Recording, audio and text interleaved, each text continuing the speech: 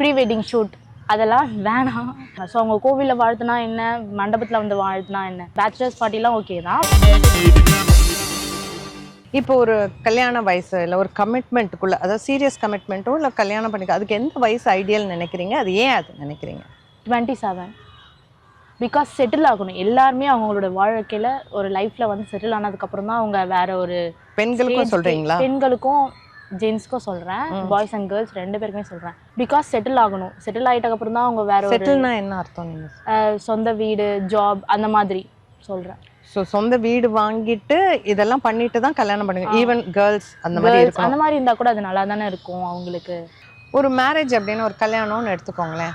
அந்த கல்யாணத்துக்கு எவ்வளோ செலவழிக்கலாம் அப்படின்றது, அதாவது செலவழிக்கிறது சரியா தப்பாங்கிறத பொறுத்து எவ்வளோ செலவழிக்கலாம் அப்படின்னு நீங்கள் நினைக்கிறீங்க? அது அவசியமா அவசியம் இல்லையா? எதெல்லாம் அவசியம் அப்படின்னு நினைக்கிறீங்க?